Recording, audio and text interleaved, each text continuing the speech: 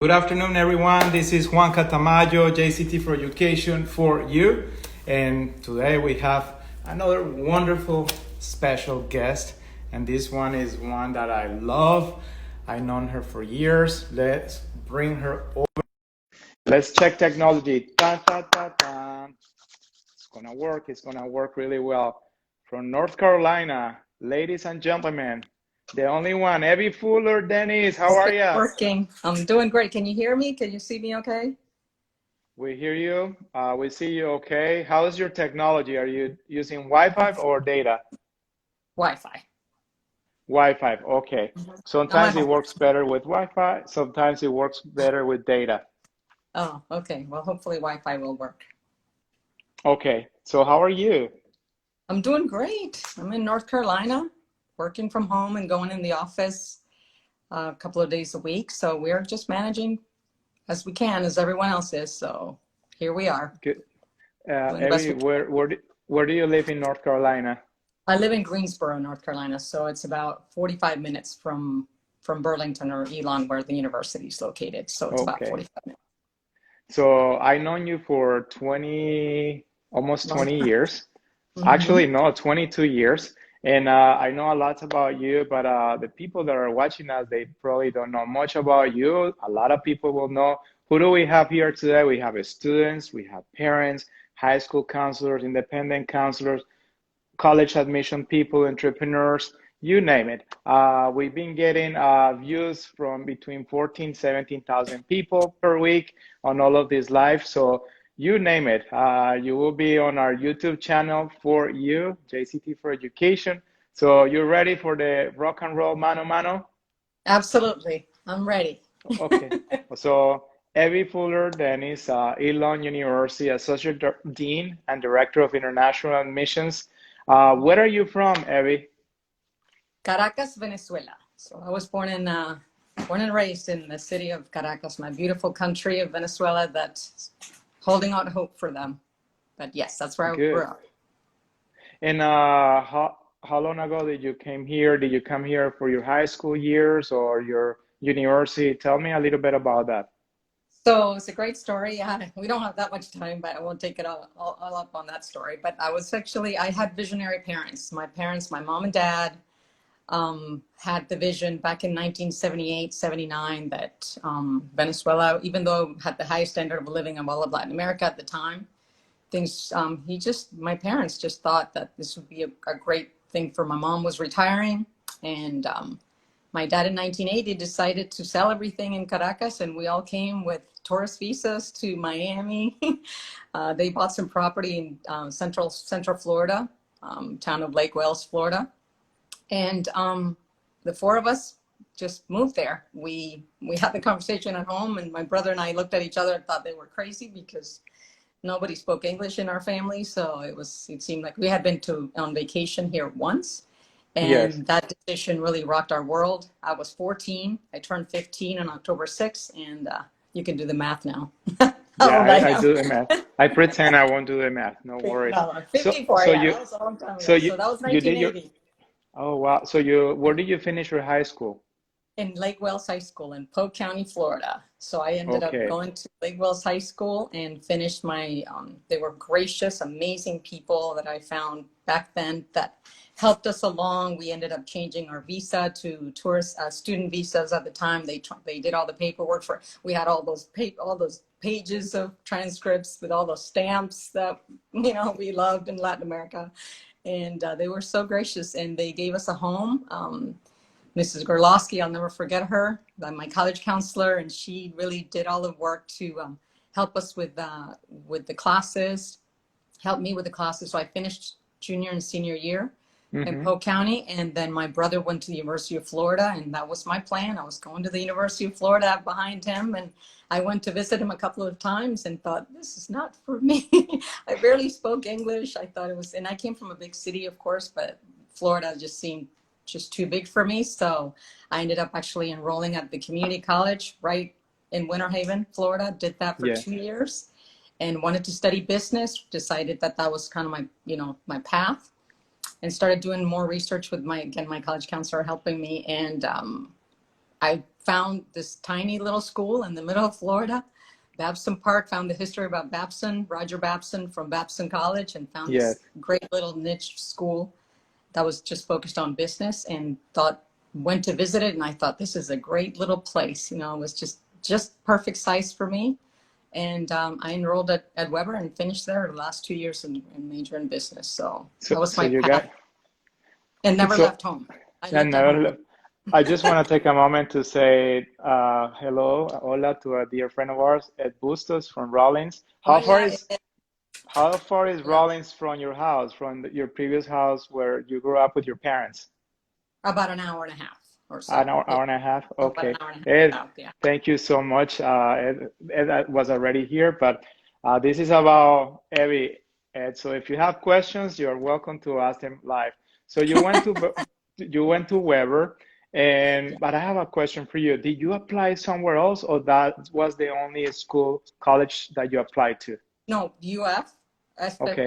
USF at the time. I just wanted to stay in Florida for sure. Okay. Um, Miami, but my parents didn't want me to go to Miami. They were like, you know, you got to work on your English at Miami. Everyone speaks Spanish, and you need to stay Yeah. up here and struggle through it. So I did.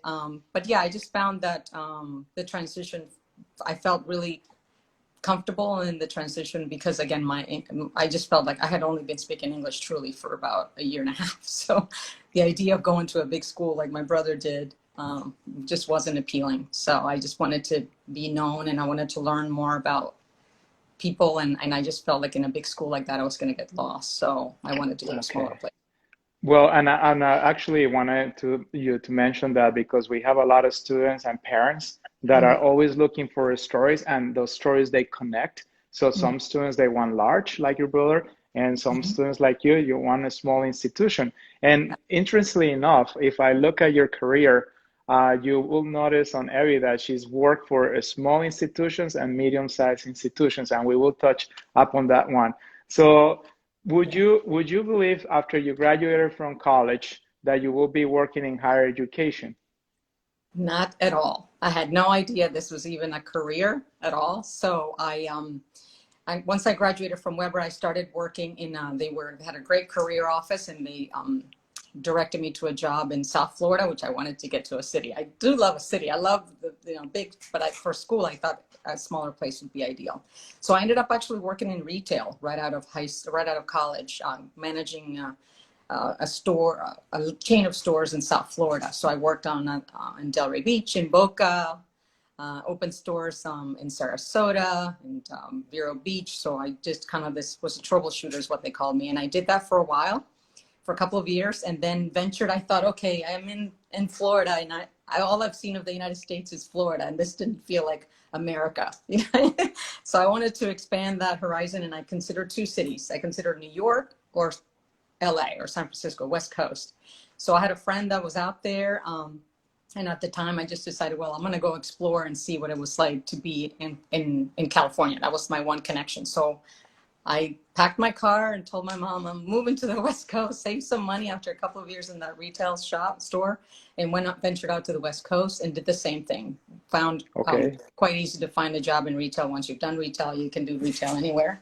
So they hired me out there, a West Coast company called J. Jacobs, and I worked up and down the West Coast from Seattle, Oregon, and California, and opened stores for them all through the West Coast. I lived in Seattle for a while, found it too cold for me, and so got transferred to Salinas, which is so funny because Mandy, my partner in crime, was born in Salinas. So I lived in Salinas Wow. for about a year, opened a store there. And then I was living actually in San Jose when the Mm-hmm. earthquake of '89 hit. Wow. Of '89, yeah. Lost my apartment. It was a big, kind of a traumatic experience at the time. And I thought, okay, I'll stay in California I'll find a replacement for my job, and decided I'd go back to Florida and deal with hurricanes, which has warnings. Okay. How So, did you ended up working at Lynn University? Tell me that story.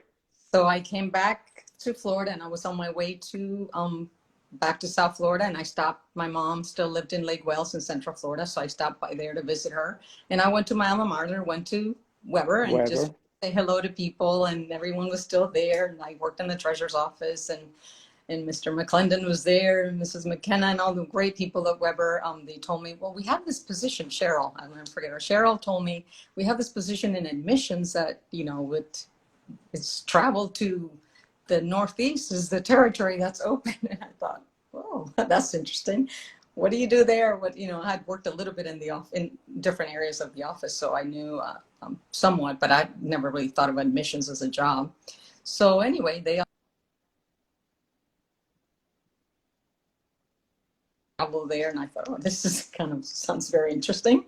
So I started my career in admissions there, and worked there for a couple of years, and then I got married, and ended up, my husband at the time had a job in South Florida, so we moved to South Florida. And when I was in South Florida, I got a phone call from Marianne Crosta, called my former boss at Weber, and said that the College of Boca Raton was looking for someone that spoke Spanish, and they were trying to expand the international possibly market, and wanted to talk to me about it. And I thought, how do you do this for a school that you didn't attend? And I thought that was fascinating. So I went to talk to Marianne, and who was in that office? The iconic Tom LaPere. Tom LaPere Was also working at College of Boca Raton at the time. So it was like a dream come true. It was amazing. I did not know them. Of course, I knew Marianne from the road, but I began my career there in 1990 at the College of Boca Raton at the time, which changed the name to what it's now, Lynn University. So went through that transition and enjoyed fantastic years there, working with tremendous people at Lynn. I owe so much to that, to all of the not only the Office of Admission there, but the president, Dr. Ross, and now Kevin Ross, and everyone that works at Lynn. As you know, I don't have to tell you about Lynn, but anyone that doesn't know Lynn, that time for me, I was very fortunate to have tremendous mentors. I mean, I got to share an office with Tom LaPere, which was, I mean, and there's let no me words to that. and look who is watching right now. Jody, remember Jody in Jody the office? Slingerland, love her. Hi, Jody is there. Jody. Jody, believe she's very close to San Francisco right now. Yeah, And when she's she really saw that good. you were coming live, she said, I want to see Hebe. And I remember working with Jody as well. But I want to pause for a second, because when you think about Hebe is I'm recruiting. someone that gets things done like this. Working for Hebe, she back in the day, no computers where you read your files as students. We will actually get your papers. We will get an application. We will get your college essay. Everything will be on paper, and Hebe will bring us files into her office, and you will never say, "What are you doing?" And you don't say to Hebe nothing. She said, and if you don't say nothing, she will say, "Okay, I got these 50 files for you. I want you to read them and get them done today." And then I'm like, of course, sure. But what I love about Evie is she accomplished things very quickly. You're a wheeler and dealer. I mean, you are so fast. Lisa You calls me a hustler. I don't know if that's a good name or not, but that's my name at the office. No, Hustler. you are. And actually, let's tell people the story. Evie and I, we met on a Linden tour. I think it was in 1998. And we were recruiting in Asia, all the way Japan to Indonesia. Mm-hmm. And Evie, she's always watching. And she's always watching and she actually not call me, but I say to her, but I think you put that on me. I say, if you ever are considering a career move from Clark University, I didn't want to poach you from another school. That's not appropriate, but I just said, if and you ever.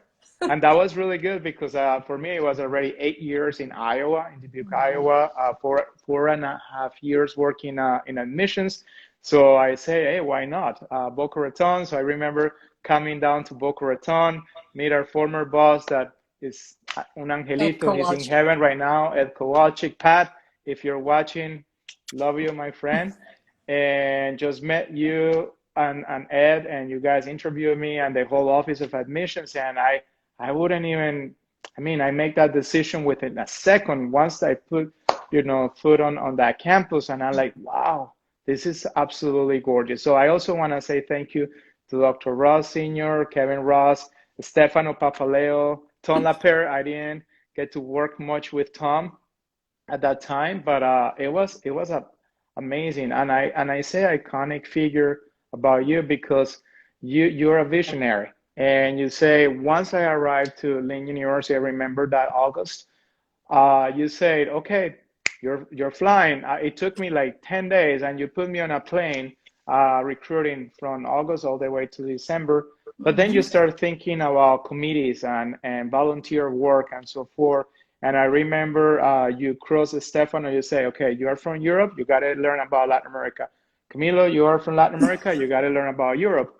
And you swapped the two of us on different Mhm. directions. And I speak for myself, but I'm sure Stefano the same thing. Thank you. Thank you for pushing us to learn different regions of the world. And Abby, I am in debt with you. Thanks to you, 89 countries I've been to, and I learned your style. We learn from our bosses, our leadership, our way of working, and like my colleagues here in the office, they say the same, man. You want things done like this? I'm like, yes, Oops. I do, and I learned that from you. So thank you A so good much, thing. It was Evie. amazing. But I remember meeting you and thinking, if this guy, look at that smile. You could sell Iowa. Boy, this guy can talk about Boca Raton, Florida with Well, no problem at all. I knew it. I knew it then. I saw the potential then. And it was, you were so young. And it was immediate that obviously talking to you for just 10 minutes and, meeting you on a tour, seeing your work ethic and seeing what I knew, what you would be. I now had no idea you would become this, what's happening today, but I knew it would be huge. Same as well, Stefano when I saw him in Rome. So I knew it, and here you guys are. no, thank you so much. And I know the domestic team did a fantastic job, Jody and Barry and Melanie and Marilyn. everyone in the office. You guys also did so well. Jody, I think your territory was New Jersey, and then the rest, New England. Lynn University is so famous in New England and so forth. But this is about you. Let's continue with your story. So, ladies and gentlemen, this is my favorite part of the story. So Abby recruits me to come to Boca Raton, Florida. I am with the most amazing boss, and then she goes, "I need to make an announcement to everyone." That's a couple years me into the job, and the announcement is that she was chosen to be a Miami Dolphin cheerleader, and we were like, "What?" Okay, where did that passion for dancing began, and how did everything work? Because no, a lot of people knew that, or knows that. Yeah, don't hold it against me either. So yes, it was a dream. I was always a dancer in Venezuela. I grew up dancing, so it's a passion. I knew I wasn't going to make a living being a dancer, but I always loved to dance. So when I was 18, was approached by someone when I was living in South Florida for the first time, um, to consider auditioning for the Miami Dolphins cheerleaders, and I thought, oh, how much does that pay? I'm paying my student loans. I'm helping my parents by then. And they said, well, it's really not about the money. It's more about, it's a stepping stone to become lots of, my cheerleaders become lots of different things. And I just thought, oh, that's not really for me. I'm not really interested in becoming a dancer or a model or any of that. So it wasn't really in the cards. So I didn't do it. I didn't even audition. I didn't, I was 18. Fast forward 30 or 15 years later, right? More than that. I was 34 at the time. I was 35, and I'd had two children and had, I'd been on bed rest, and I was trying to get back in shape. And I just went home and looked it up online and thought, I wonder what it would have been like if I had just gone to audition.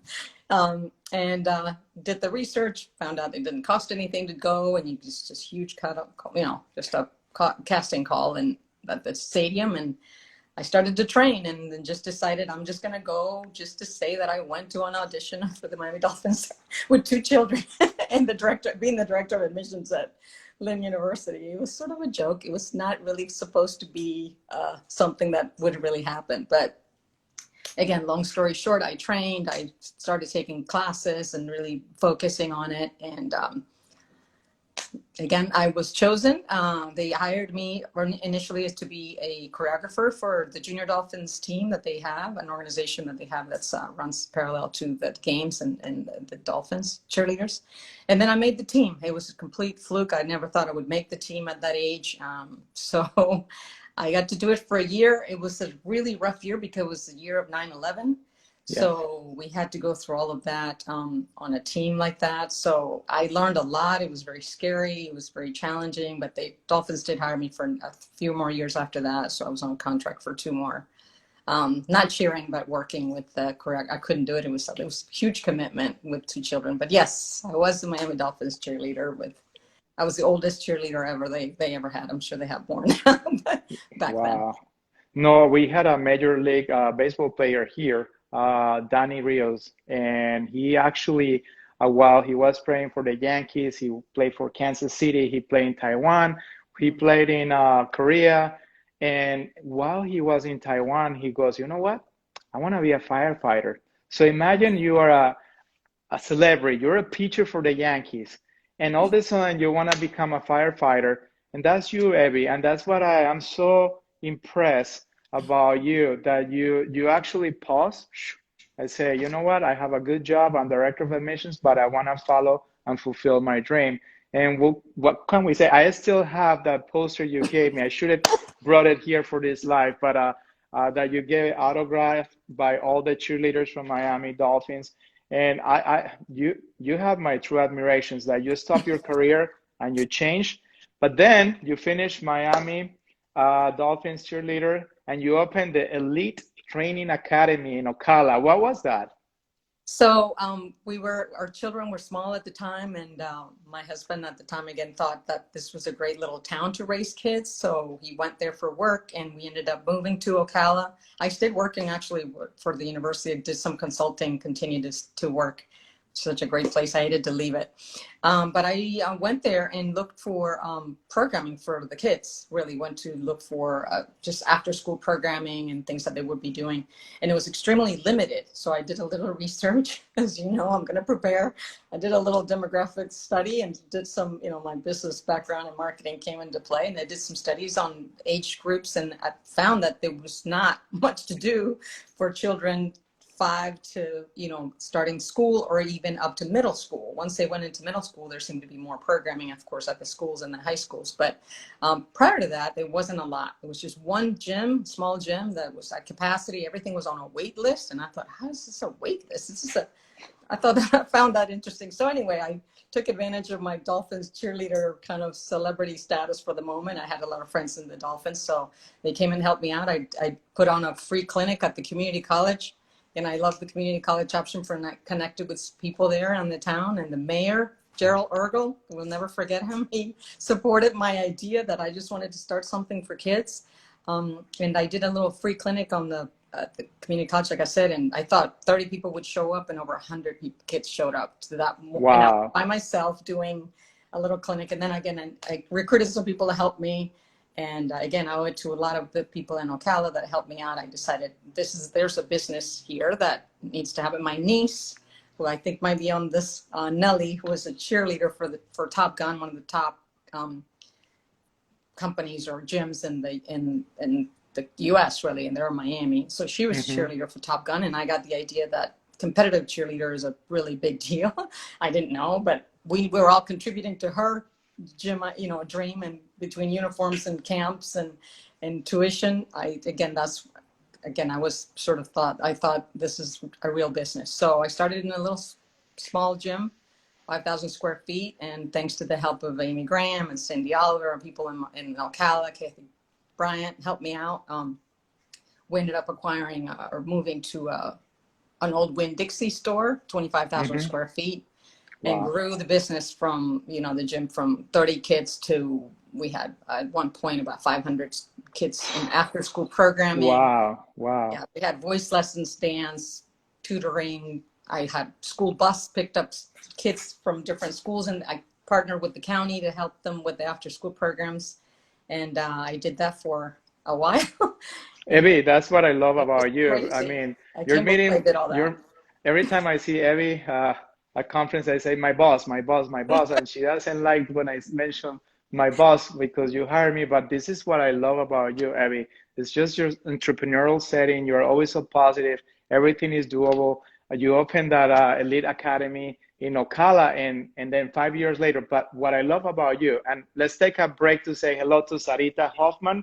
Sarah Hoffman is watching right now. Karen Sierra, Dr. Sierra, Coral Oh, Gable says, my nephew just graduated from Elon. Yeah, oh, nice. Congrats. Virtual. congratulations. That Chupi Chupi. Marta Rodas is here. Annie Thomas and Sarita, Ed Bustos, Rick Cloud. I mean, you have a Brilliant. lot of people watching right now. But what I love about you is that as a parent, you're always looking for your kids.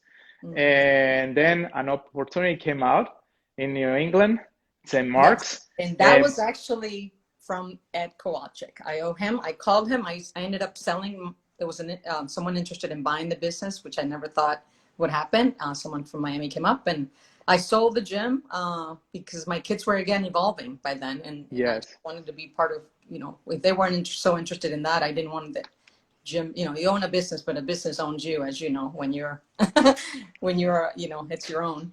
And I called Ed. I called Ed and I said, Ed, I am at crossroads. I miss education. I miss counseling, talking to families, talking to students. I really miss that part of my life. And he recommended, he said, I have to tell you, he always told me when I was at Lynn that I should consider boarding schools. mm, And I thought, oh, really? I don't, me and my Venezuelan background, we don't know if we believe in boarding schools because, we just, again, I lived with my parents until I got married, and that's just sort of the typical, culture. But he really was encouraging, and he told me, he gave me the contacts and the people where I needed to go. How do you go to find jobs in boarding schools? Carney Sandoz, a company. So I went to a recruiting fair. I went to one in Boston and one in New York. And I had 8 job offers. So wow, I had to figure out which one I wanted to take. I took my family and where I thought Roman, my son, would probably fit the best. Didn't want to be in a city, kind of wanted to experience a little bit of kind of outside of Boston. I don't do cold well, as you all know, those that know me. And St. Mark's was the place. So I owe that to Ed. I actually, on my way up, I stopped at the Hill and visited with Ed and Pat, and we had some great memories of that trip as I was embarking on my boarding school world to do admissions at St. Mark's. wow. You have Pana Gringa here from Panama. Hey, Pana Hola, Gringa. preciosa. Hola, muñeca. Christian Safi. And Christian Safi said, that's crazy. My cousin Lucia Safi just graduated from Elon. Elon, I So, know her. Yes, I know. wow, what a Oh, small world, El Salvador. So, okay, St. Mark's done 4 years. And then 5 Aloha, winters. you go to Hawaii. My gosh, Yes, how did that Daryl happen? Calkins. I owe that to Daryl Calkins, who was in Hawaii and kept seeing my Facebook posts that I was freezing in Boston. And he offered, he said, I have this position as an assistant VP at Hawaii Pacific University. I'd never been to Beautiful. Hawaii. I said, I'm not moving to Hawaii. Who moves to Hawaii? That sounds like such a crazy thing. And he was, again, very encouraging. He said he had this vision for this position that he thought Ebby would be great at this. And I had not seen Daryl in years either, but also we travel just like we all do, travel out Yes. on the road and knew me from the road. Um, and then flew me out there. And before I knew it, I was on a plane to Hawaii to help him run the international office at HPU, which was an incredible journey. It was an incredible opportunity to be at that level at a university like that. So it was a great challenge, great opportunity. But my son was going to go to HPU. That was the plan. He came with me to the interview.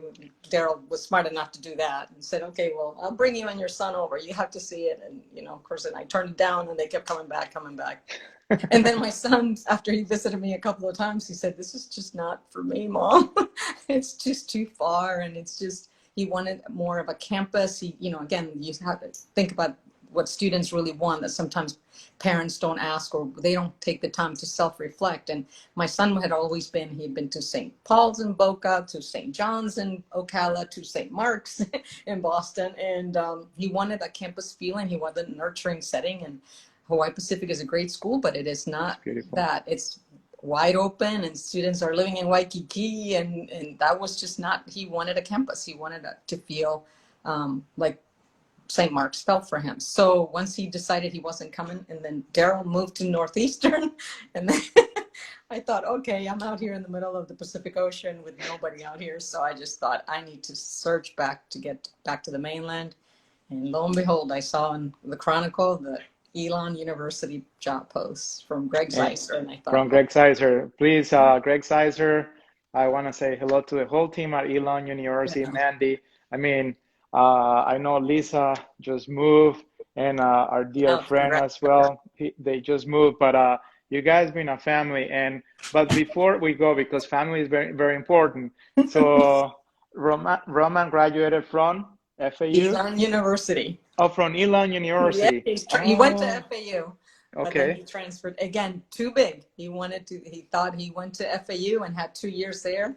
And then after being there for 2 years, decided that's just not, it's just too big. And I said, well, you have to apply to Elon. I can't review your file. But so he came to Elon and followed his passion to do music and complete his business by liberal art, music and liberal arts. So How's he doing? he's doing great. He's actually out on the West Coast. So Uh-huh. he's up in Washington State and Seattle. And I think your daughter is watching, Alexa. How's she Oh, doing? Alexa, proud graduate of Lynn University, Woo. amazingly. She had the best experience in 3 years. She graduated. She studied abroad in Barcelona. She had internships. She worked in the admissions office and their social media department. So she owes a lot of gratitude. I have a lot of gratitude to her. That institution was perfect for Alexa. Yes. As soon as she set foot on it, she was born when I worked at Lynn. And then she ended up attending there. And Well, her team and Stefano, everyone in the office, Allie, there's so many people there that Evelyn Nelson and financial aid that helped me through it. You know, we got through it, yes.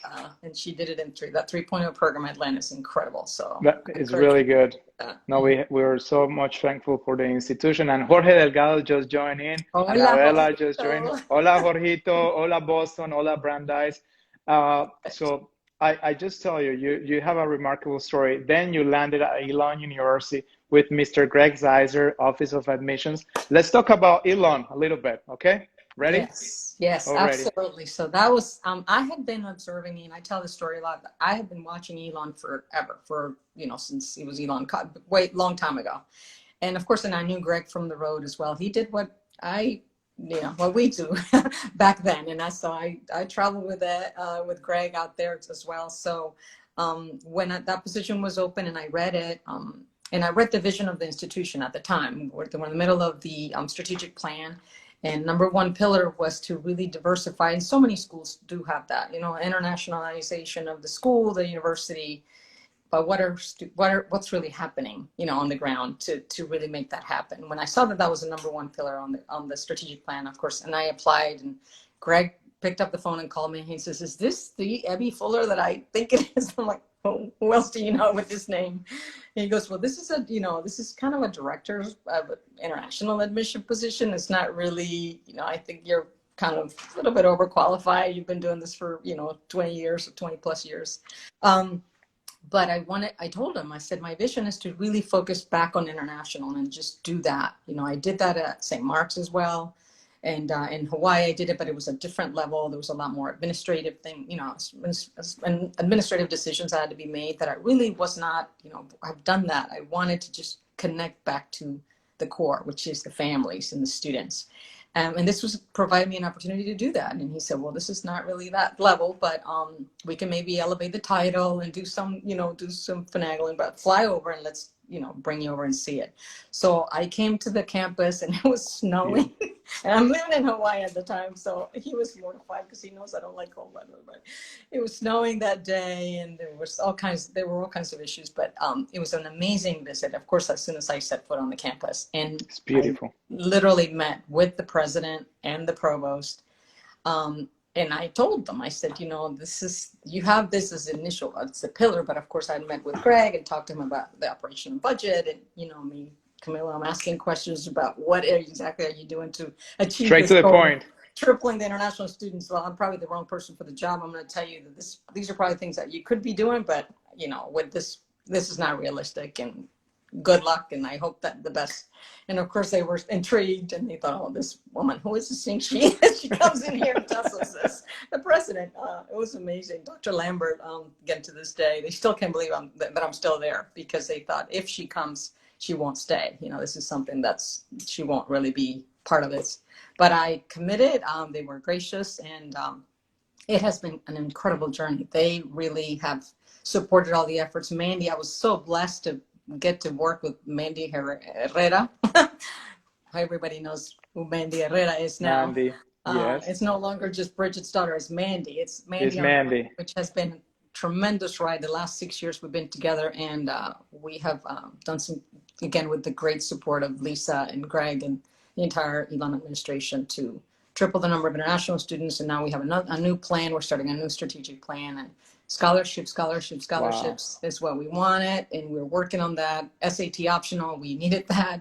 We got that SAT optional, yes, for Elon, and get on the Common App. Finally, counselors, we are on the Common I'm application. so happy. Thank you, Greg. Thank you. Thank Thank you. you. Finally, It come took on 6 years, application. but we're there. At least for me, 6 years, but we are there.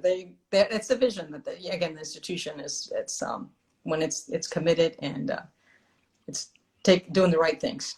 Maybe, and North Carolina brought you a sweetheart, so now you're married Yes, down there. I got to So meet. congratulations. I know, isn't that amazing? I have an amazing life. I get to meet my new husband, Dr. Jeff Dennis, that has really changed my life.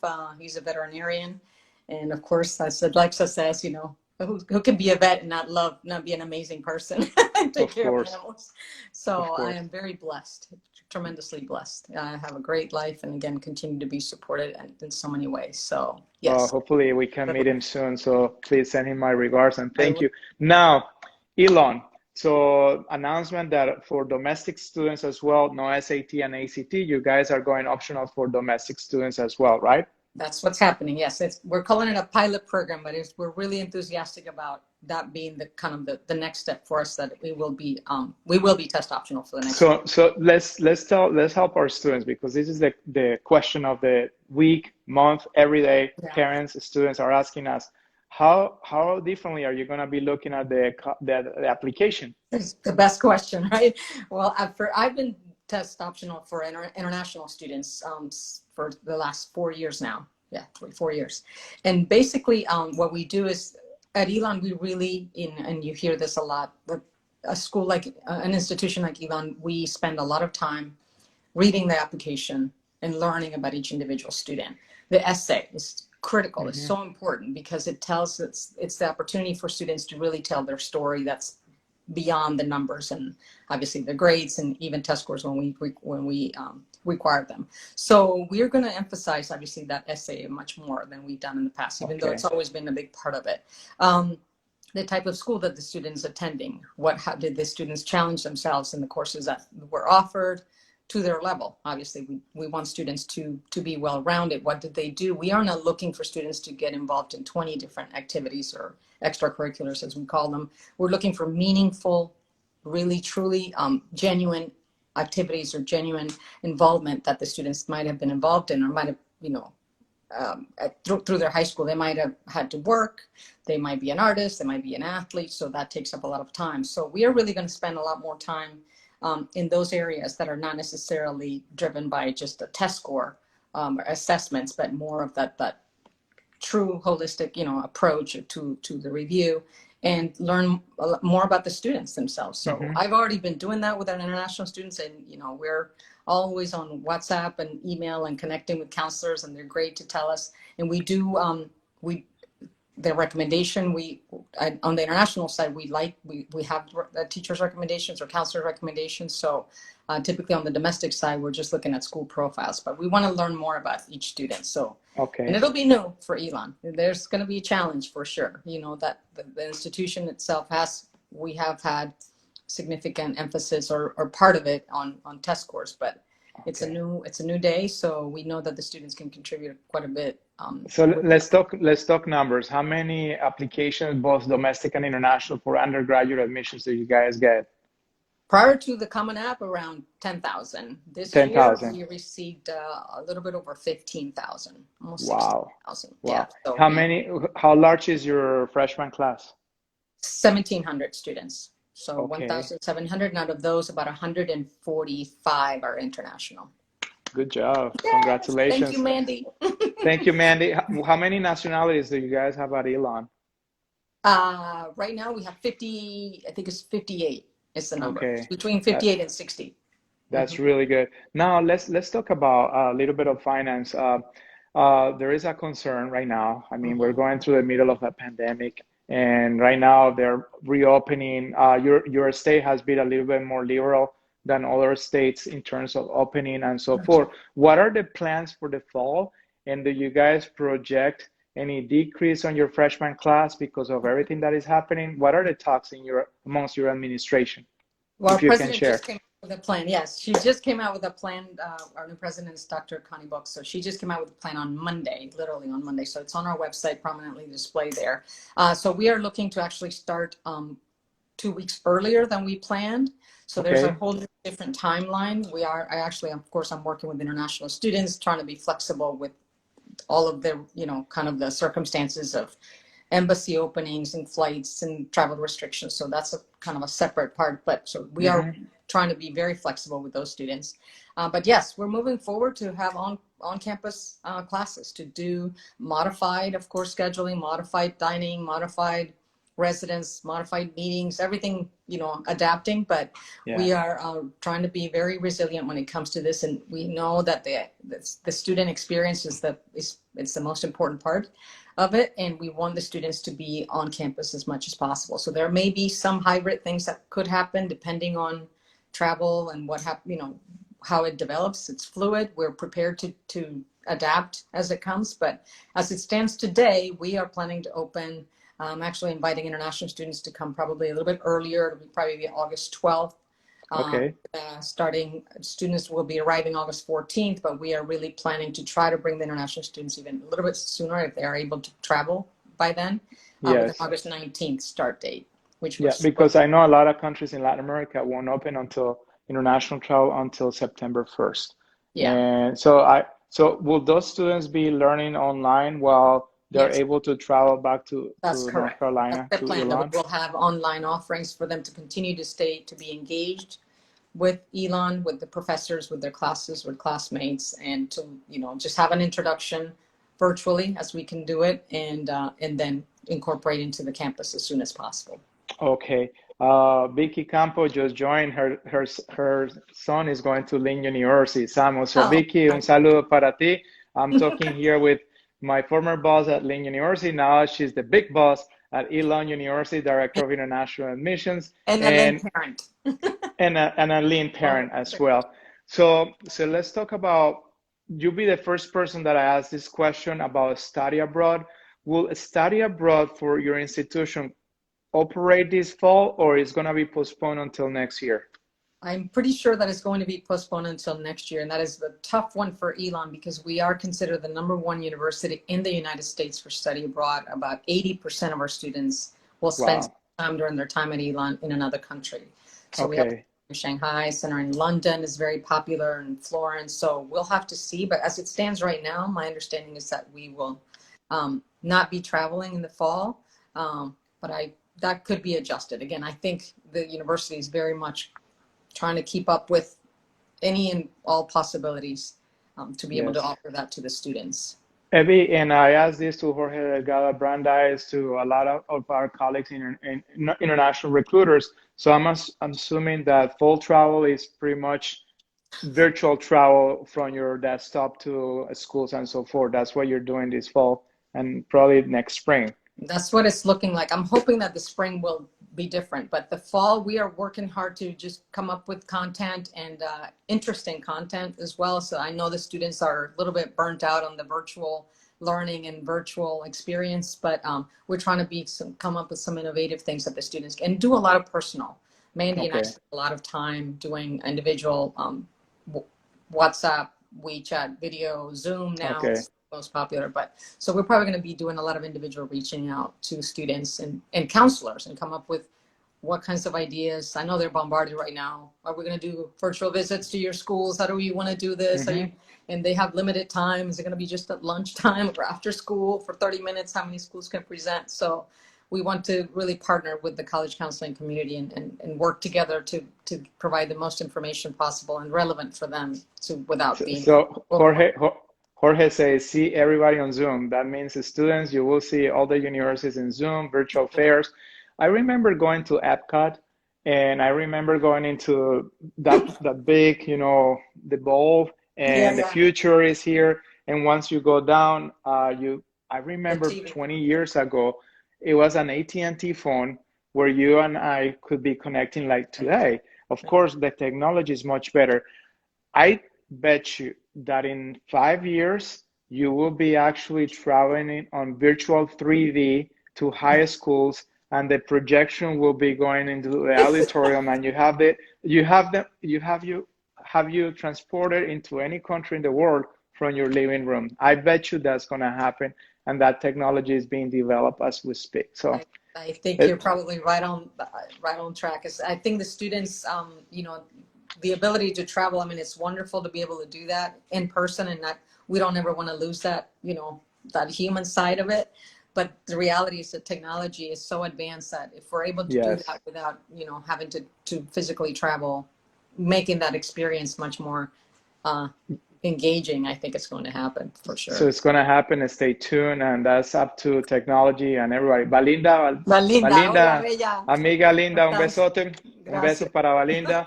I'm conscious about the time also Yeah. on these lives. They only give you a few minutes left, but I have a deeper question for you. What's the future of education? The future of education, for what I see, it's as I just mentioned, I think innovation is going to be key. I think for those of us that have been doing this for 30 and 40 years, I think especially the time right now, you know, I'm an immigrant to the US, and, you know, Hispanic, Latina, I always say this all the time, and acceptance and people to be more open to possibilities, to not just open their minds, but not just the students. But I think the students are going to be driving a lot of what's going to be coming up in a time. Hmm. This is a very difficult time for a lot of people, and I envision that there's not going to be an option of not being open and being flexible and being Hmm. innovative, to accept differences, to learn, to grow, and the world is just getting so much smaller every day. And for people to be able to, you know, the study abroad piece for Elon has been such a crucial part of our education. And it's when you see those students come back after one semester in another country, making that almost a requirement should be, because Yes, such yes. an experience. I mean, my daughter went to Spain and she's traveled a lot, but to spend that semester there was life changing for her. She came back as a different human being, and what they learn when they have an experience like that is just unparalleled. So I would consider that, however that gets achieved, that international component and that understanding of other people and other cultures and other languages, and empathy for what's not common or is not familiar, will be key to grow for Yes. humanity, really, not just an institution. Yes, and I was telling my colleagues this morning how much I admire them. They adapted so quickly. I know everyone is working really hard right now to adjust to the new. Yeah. This is something new for all of us. All the universities are reinventing themselves. Everyone is working hard, but everyone is taking ownership.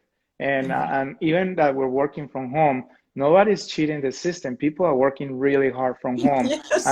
and more hours. So you're absolutely right about everything that you say. Evie, you're the mom, you're the friend, you're the colleague, you're the mentor. You are the inspirational cheerleader that fulfill a dream, being a cheerleader for the Miami Dolphins. But most important, you're an amazing, extraordinary person. Everybody loves you. Everybody, your smile, your energy.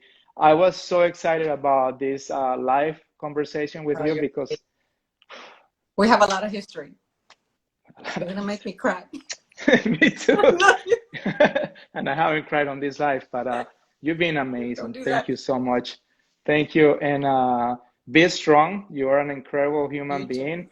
And mi casa es tu casa. Cuando quiera regresar, we will have another of these conversations. But thank you for agreeing on having fun and inspiring students and parents that are watching right now. They're ready to send them to college, and you're awesome. And Elon is a beautiful, beautiful university, excellent location. The campus is stunning. So for those parents that are watching and students, go and visit Elon, please, and go and meet Evie. Just She's send me an awesome. email, send me a message, anything. My phone number is on the website. You can text me anytime. I always have it on. So Un placer, mi pana Gracias, querido. Imandi. Gracias a ti, a tus Te adoro. hijos.